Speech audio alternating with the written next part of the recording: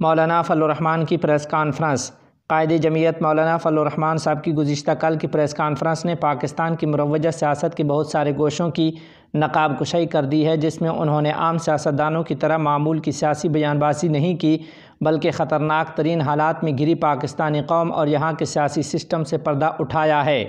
مولانا صاحب شاخ سیاست پہ نغمہ سنجی کرنے میں ہی بے مثال نہیں، بلکہ شیوہ دلبری میں بھی یکتا ہیں، اور مفاہمت و توازن کی شاہراہ پہ سفر کرتے ہوئے وہ خیرامہ اس مرحلے تک پہنچے ہیں۔ لیکن اب محسوس ہو رہا ہے کہ وہ مرجل اور کمزور گھوڑوں والی اس سیاسی بگھی سے اترنا چاہتے ہیں، یا ان کی جگہ چست و توانا گھوڑوں کو دیکھنا چاہتے ہیں۔ جن دنوں غیر قانونی اقامت گزین افغانیوں کو اپنے وطن واپس جانے کا حکم جاری ہوا تھا اور پاک و افغان حکومتوں کے درمیان کشیدگی بڑھ گئی تھی، تو انہی دنوں دونوں ممالک کو باہم قریب کرنے کی غرض سے مولانا فضل الرحمان صاحب اپنے رفقا سمیت افغانستان تشریف لے گئے تھے۔ تب بعض حساس مزاج لوگوں نے کہا تھا اور قومی اخبارات کی کالموں میں اشارہ دیا گیا تھا کہ اگرچہ مولانا صاحب کا دورہ افغانستان مقتدر طاقتوں کی رضامندی سے ہی ممکن ہوا ہے، لیکن یہی دورہ ان کی سیاسی ساکھ کے لیے باعث نقصان بھی ہو سکتا ہے۔ واقفان احوال کا کہنا تھا کہ آنے والے الیکشن میں عالمی طاقتوں کے سامنے مولانا صاحب کا وہی نقشہ پیش کیا جائے گا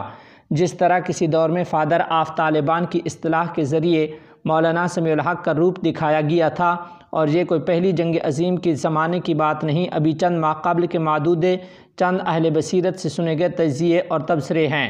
اور یہی احتمالات و امکانات جب تبادلہ خیالات کے طور پر ظاہر کیے گئے تو ارباب جمعیت نے انتہائی بے فکری کے ساتھ وہی جواب دیا جو درسگاہی تقدسات اور عقیدت کی گھٹن زدہ فضاؤں میں ہم برسوں سے سنتے چلے آ رہے ہیں،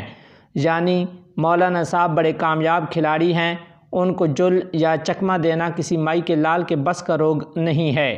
دوسری جانب مولانا صاحب بذات خود اس خطرے کو الیکشن سے قبل ہی بھانپ گئے تھے، لیکن انہیں اس کا کامل ادراک شاید اس وقت ہوا جب پانی سر سے گزر چکا تھا، یا وہ از روئے حکمت خاموش رہے۔ مولانا صاحب اپنی مٹھی کی ریت کو زمین پہ گراتے ہوئے ہوا کا رخ دیکھ چکے تھے، اور اسٹیبلشمنٹ کی چالوں میں پہلے کے سے تبختر اور مسکینی کی بجائے بطور تکبر اونٹ کی طرح ان کا کلہ پھرنے کا بھرپور جائزہ بھی لے چکے تھے۔ مگر سچ ہے کہ دکان پہ گاہک کی آمد، موت کا وقت اور پاکستانی اداروں کے موڈ بدلنے کا کوئی اتا پتہ نہیں ہوتا، کیونکہ ساون اور بھادوں کے بادلوں کی طرح یہاں دستور اور ضابطے آتے جاتے رہتے ہیں۔ آج اگر مولانا فضل الرحمان صاحب جیسے جہاندیدہ اور گھاگ سیاستدان اپنی پوری زندگی خارزار سیاست میں تج دینے کے بعد اپنی مجلس عاملہ کے ساتھ جمعیت علماء اسلام کو پارلیمانی سیاست پہ قائم رکھنے یا اسے خیرباد کہنے اور نفع و نقصان کا تخمینہ لگانے کے موڑ پہ آ کھڑے ہوئے ہیں، تو جنگ سیاست کے بھولے بھالے مگر قابل احترام بزرگ مولانا محمد احمد لدھیانوی صاحب کی دانش و بینش کا کیا عالم ہوگا، جو 8 فروری کی نماز عصر تک اس عقیدے پہ قائم رہے کہ کامیابی کا رزلٹ میری جیب میں ہے، اور چونکہ طاقتوروں نے کامیابی کا عندیہ دے دیا ہے، 100 اونٹ سوئی کے ناکے میں تو داخل کیا جا سکتا ہے، مگر ہمارا حریف اسمبلی ہال میں داخل نہیں ہو سکے گا، اور ہمارا ہی اسمبلی میں پہنچنا اب نوشتہ دیوار ہے۔ بلکہ حضرت مولانا لدھیانوی صاحب اپنی سیاسی بصیرت اور بقول ان کے اداروں کی کامل گارنٹی کے سبب الیکشن سے 2 ماہ قبل ہی اپنی کامیابی کی نوید سنا چکے تھے، اور ان کی تقریروں سے عیاں ہوتا تھا کہ 8 فروری کو تو محض ایک رسم پوری ہونی ہے،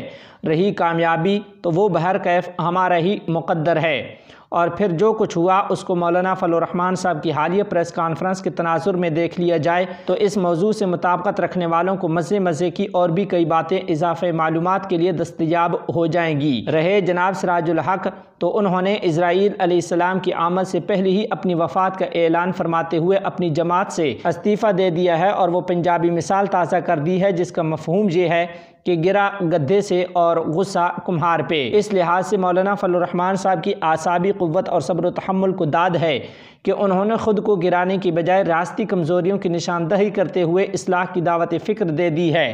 مولانا فضل الرحمان صاحب نے پاکستان مسلم لیگ اور دیگر سیاسی جماعتوں پر رائے دیتے ہوئے ان کی اصلیت کو بھی اخفاء میں رکھنے کی بجائے افشا کر دیا، اور ببانگ دہل کہا ہے کہ وہ قطعاً آزادانہ اور خود مختار طرز سیاست کی پوزیشن میں نہیں ہیں۔ یہاں ہمارا ایک طالب علمانہ موقف یہ ہے کہ اگر جمعیت علماء اسلام 1964 عیسوی کے ایام رفتہ کو دوبارہ مہمیز دے تو ممکن ہے دینی طبقات کے لیے کوئی خیر کی خبر نکل آئے۔ 1964 عیسوی کے صدارتی الیکشن میں ایک طرف صدر ایوب تھے اور دوسری طرف محترمہ فاطمہ جناح تھیں۔ آئلی قوانین کے نفاذ کی وجہ سے صدر ایوب کا ساتھ دینا بھی مشکل تھا، اور عورت ہونے کی وجہ سے محترمہ فاطمہ جناح سے سیاسی رفاقت بھی ناممکن تھی، کیونکہ اس زمانہ میں ابھی یہ فلسفہ ظہور پذیر نہیں ہوا تھا کہ اگر عورت کی حکمرانی قبول نہ ہو سکے تو برداشت کر لینے میں کوئی حرج نہیں ہے۔ خلاصہ کلام یہ کہ اکابر جمعیت سر جوڑ کے بیٹھے کہ ان دو کا ساتھ نہیں دیا جا سکتا، جبکہ تیسرا راستہ نظر نہیں آ رہا تو کیا کیا جائے۔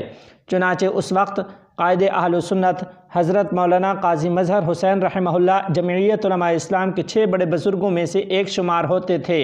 یعنی حضرت مولانا مفتی محمود، مولانا غلام غوث ہزاروی، شیخ الحدیث مولانا عبدالحق، مولانا محمد عبید اللہ انور اور مولانا سید گل بادشاہ رحمہ اللہ تعالی صف اول کے بڑے لوگ تھے۔ اللہ کریم ان سب کی قبروں کو رشک جنت بنائے رکھے۔ اس اجلاس میں مولانا قاضی مظہر حسین رحمہ اللہ نے رائے دی تھی کہ ہمیں اپنا ہی امیدوار کھڑا کر کے تیسرا راستہ نکال لینا چاہیے۔ اس رائے کو قبول کیا گیا تھا، مگر یہ بیل منڈے کیوں نہ چڑھ سکی تھی، اس کو بھی مولانا فضل الرحمان صاحب کی حالیہ پریس کانفرنس کے تناظر میں دیکھنے کی ضرورت ہے۔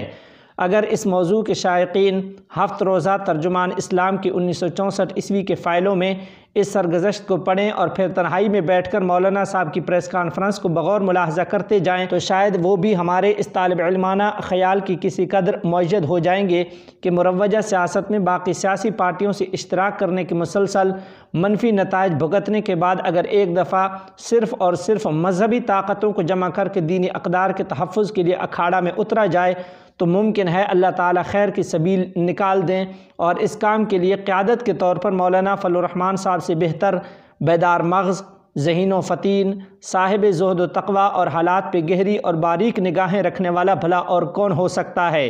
ہاں، مگر پھر وہی اسٹیبلشمنٹ کی مداخلت اگر کود پڑی تو تب کیا ہوگا؟ اس لیے میاں تجھے پرائی کی کیا پڑی، اپنی نبیڑ تو۔ ہم اگلے مضمون میں پاکستان تحریک انصاف اور مجلس وحدت المسلمین کے غیر فطری اور خطرناک گٹھ جوڑ پہ تبصرہ کریں گے۔ والسلام علیکم ورحمۃ اللہ وبرکاتہ۔